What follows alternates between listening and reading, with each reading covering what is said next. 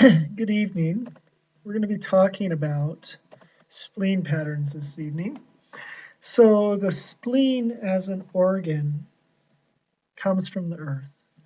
So, remembering that the center is the reflection of the earth, which is the reflection of the spleen ultimately. The center as the axis point for the four directions. So, we have the last 18 days of each season, the first 18 days of each season, which relate to the earth. Why is that? Because the earth is the thing that holds us together. Even when we think about the the sense of nourishment that we get from the earth, the sense of the soil which all the plants grow from, that ability to have that centering axis point allows things to move without losing themselves. One way to think about it is the human body. The human body is that reflection of the universe. And what do we need more than anything is to be able to take in the postnatal energy, the food that we eat, to then make ourselves. And when we think about that as the earth, we realize that that's the thing that allows us to transition. That's the thing that allows us to grow. So it allows the wood to do its job. It allows the fire to do its job. It allows the metal to do its job. It allows the water to do its job. So the earth is essential, as all the five elements are, but there's a way in which that earth energy holds the center, unlike any others. We also, though, think about earth in the sense of late summer. Why late summer? Because that's the time of harvest.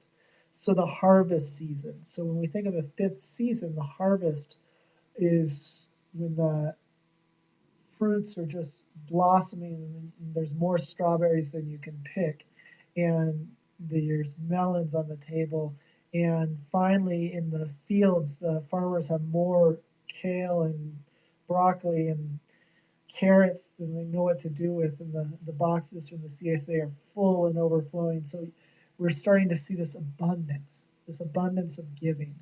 So when we think about that giving, that's earth, that ability to give and that ability to receive as well. So when we then think about it in the sense of the spleen, that helps us understand specifically the spleen, which is the yin organ, which comes after the stomach, is that ability to transform and transport. So here I've taken in the food, I've taken in that nourishment, and now I need to make it something that the body can use. So on an emotional level, the stomach is what swallows that information, digests that information with the lecture. The spleen is what we think about as you are what you eat. So that ability to then move that energy out into the extremities. More specifically, it's that ability to transform the food into Gucci. So G-U-G. That ability of that Gucci is the nourishment that is going to feed the rest of the body. It's going to be part of what makes the blood, part of the chi that goes out to the extremities for nourishment. The spleen as well holds energy up. All of the rest of these functions really are connected to transformation and transportation. Why would the spleen uplift?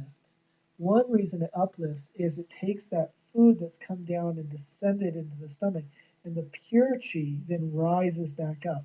But this energy, this uplifting energy of the spleen, then is everywhere. It's throughout the body.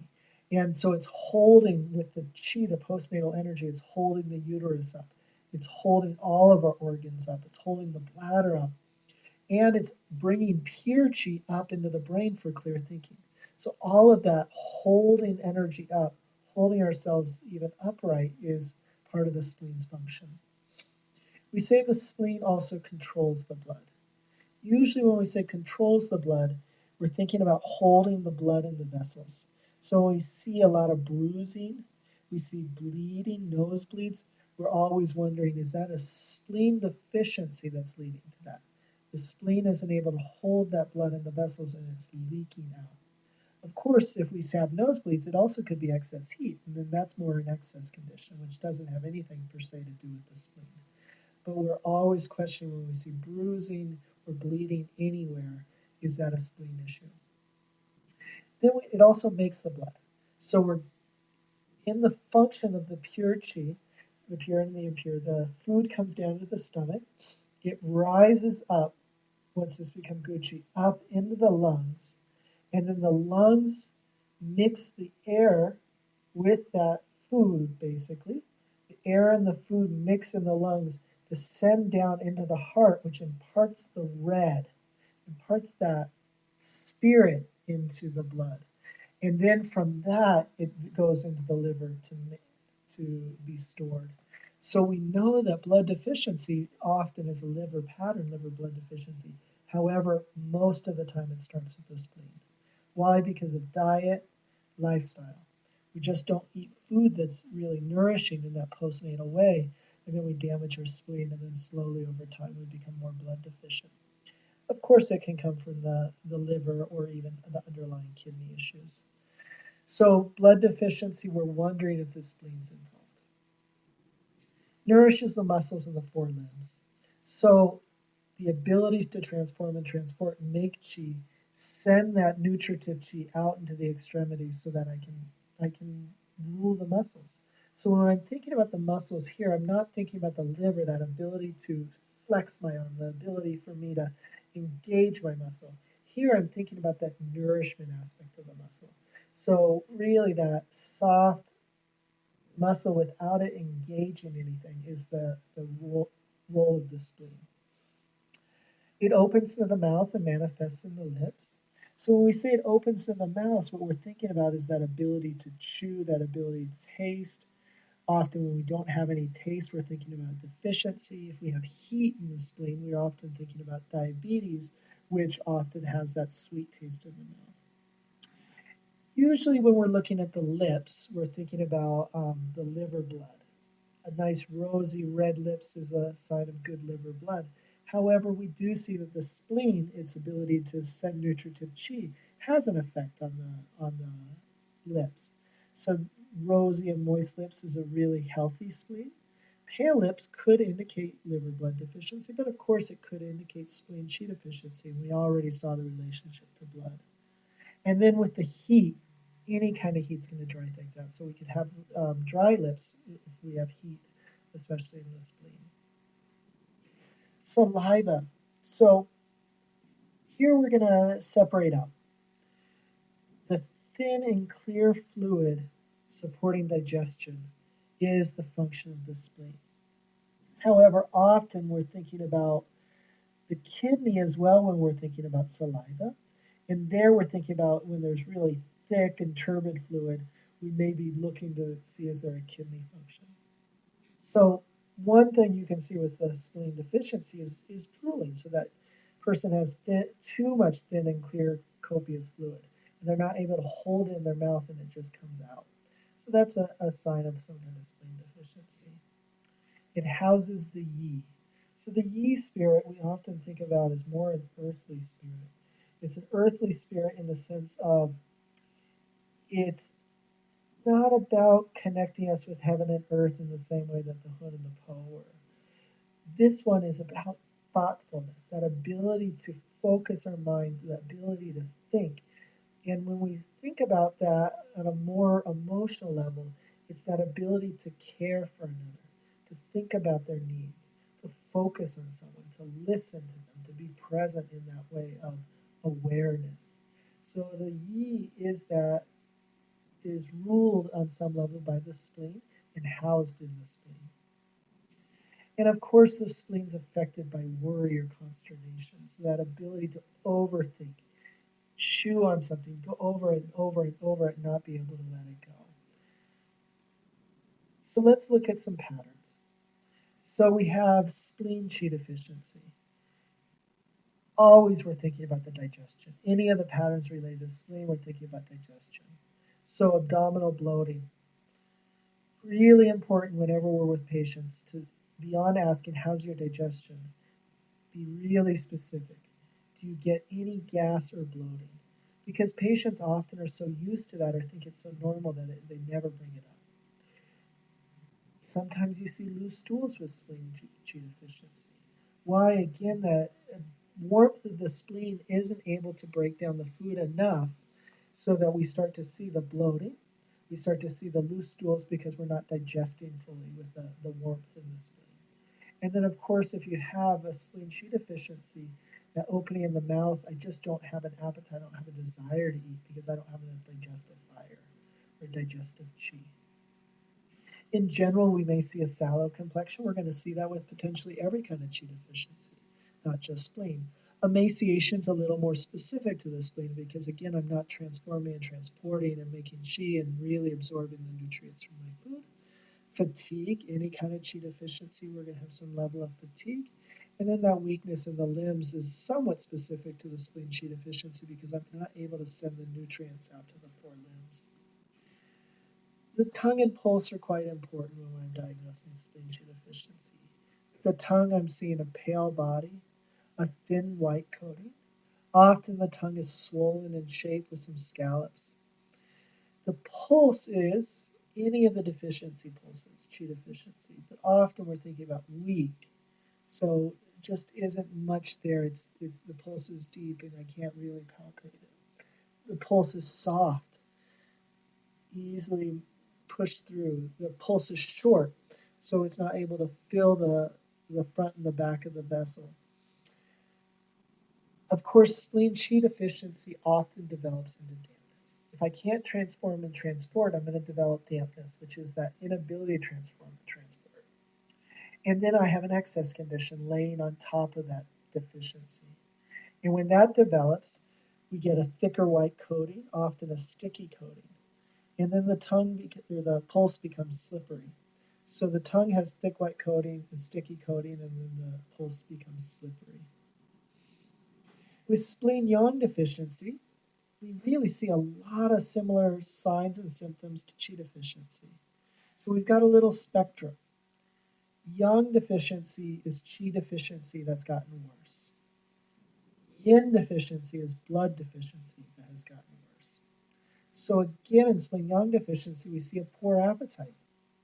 Abdominal bloating, definitely worse after eating because now not only do I not have the chi, but I don't have any warmth to be able to digest my food. And so that's why it's often loose stools with undigested food. Again, no warmth to digest the food, and the food just kind of passes through the digestive system. And then pain in the abdomen that's usually better with warmth. Why is it better with warmth? Is because, again, there's cold in the system with yang deficiency. What's a really important symptom to be able to diagnose yang deficiency? Signs of cold. So I need a sensation of cold in my body, whether it's cold limbs or cold in the core. Often a little more than just the somnolent or the sallow complexion. I've got the pallor, so a lot of whiteness and illness looking, a lot of fatigue, and then weakness of the limbs. And then we can also start to see some edema because the spleen yang, without that warmth to be able to transform and transport, also isn't going to be able to move body fluids. So its role in circulating body fluids that goes beyond just the heart's ability and the kidney's ability can be a spleen issue, and so we can start to see edema. And then often yang deficiency leads to some level of spleen chi sinking or the failure to hold up. So we're going to see prolapses of the bladder, prolapse of the uterus, sometimes hernias even, all of those things that are tendencies to prolapse. And then we could have potential blood loss. Why potential blood loss? Because again, the spleen holds the blood in the vessels. How could that blood loss look? It could look like spotting mid-cycle. It could be bruising. It could be really heavy cycles because again, an inability to hold the blood in the vessels. Or it could be nosebleeds even. So we're seeing blood leaking out somewhere. The tongue and pulse again are very similar. So we have a pale body, often swollen shape or scallop shape with a white coating. Almost always there's some damp involved when we've got spleen yang deficiency, so a thick white coat. The pulse, again, we see the deep, weak, soft, but now we have tight because, again, cold can lead to that internal stasis. Slow for sure, because slow tells me there's cold and potentially even a scattered pulse. When the cold accumulates in the interior because of the yang deficiency, then I can also have a hidden or firm pulse. spleen cold damp. So spleen cold damp essentially is an excess condition. However, usually with conditions like this, we're often seeing a deficiency that leads to an excess. However, you can have an excess that just happens. How could it happen? Drinking lots of ice water, eating really cold food, lots of shellfish, lots of vegetables. So diet is essential in spleen's health. And so if we have a really poor diet, we can definitely lead to spleen cold damp. And especially if we're introducing lots of cold foods without per se first starting with a spleen chi deficiency. Will it over time create spleen chi deficiency? Of course it will. All right, so let's look at this. So again, the digestion is fullness and distension of epigastrium and abdomen. So I'm full. I've got the damp sitting there. It's not allowing things to transform and transport because it's stuck. Of course I'm going to have a lot of fullness in my abdomen, fullness in my stomach. I'm not going to be hungry because I don't want to put anything in. Often then you'll also get a sweet taste in the mouth because again the smell of spleen is the fragrance, but the taste is sweet. Or we even potentially could have a lack of taste. Of course that's a possibility. No thirst. Why? Because I have enough dampness, I have enough fluid already in my system. Or you can have a thirst but no desire to drink because you have a thirst like your mouth is dry, but that fluid inside the rest of your body, which is the dampness, is too much. I don't want to add any fluid. And then loose stools or diarrhea. If the spleen is blocked with dampness, it's not going to transform and transport, and the food is going to pass through. In general, we have heaviness in the head or body. The dampness that's permeating through just creates that heaviness. It's usually worse after resting because that damp just settles in the body. Better after movement when you get the dampness moving. Often you'll have a white vaginal discharge or leukorrhea because the dampness needs to express out. It's just flowing out. Other yeast types of expressions, so fungal infections, um, kind of yeast overgrowth or candida in other areas. It's all thinking about spleen cold damp.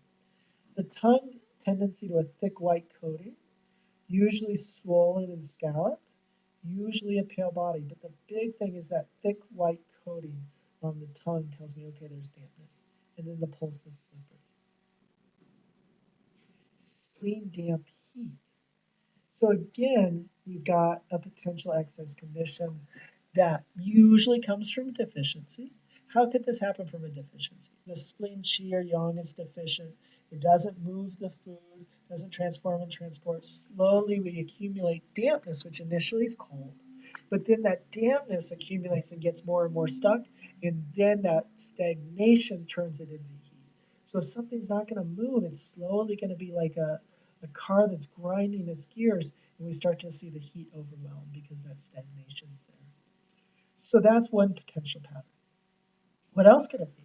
Eating lots of hot food, so eating lamb and beef and eating spicy, greasy food. So, just heading to the Mexican restaurant every day and having, the really spicy, cheesy burrito with jalapenos. All of that heat, along with the grease, is going to start to create that spleen damp heat. It's also going to affect the liver, and we can see that liver damp heat that we saw in the other slides. Here, what we're looking at is a lot of fullness and distension in the epigastrium and abdomen. We've seen the lack of appetite, just like we saw in the cold damp on both of those. But here we often see more nausea or vomiting. Why? Because the heat wants to rise. That's the nature of heat, it rises. We're going to have more of a bitter taste in the mouth. Anytime we see heat, we see bitter taste. We see a loose, smelly stools. So do your stools have a strong odor? That's a really essential question to ask. Or diarrhea, because that strong smell in the stools is an indication of heat. A burning sensation in the anus is another potential. In general, we see a heaviness of the body. We see fatigue. Sometimes we see a thirst without a desire to drink because, again, we've got that damp quality throughout the system. Where here we're not seeing just no desire to drink. We're always going to see some thirst because the heat dries us out some, but still the damp is overwhelming the system, so we don't want to drink. We see a scanty and dark yellow urine. We'll see a low-grade fever. And then we have headaches as a potential because again, heat always goes up. And then potentially you could have a jaundice type of picture where with the bright yellow face, eyes, or skin. Usually we think about jaundice as a liver condition in Western medicine, but in the Chinese medicine, because the yellow is related to spleen, we think about jaundice as a spleen pathology. The tongue for spleen damp heat is really specific. It's a thick, yellow, sticky coating. Because that thick, yellow, sticky coating, thick tells me there's dampness, yellow tells me there's heat, sticky again relates to the dampness. The pulse is slippery and rapid, or it could be flooding because of the heat as well. So that's all we have for the spleen conditions, just a few of them. So go ahead and review that information, and I will see you in class on Thursday. Thank you.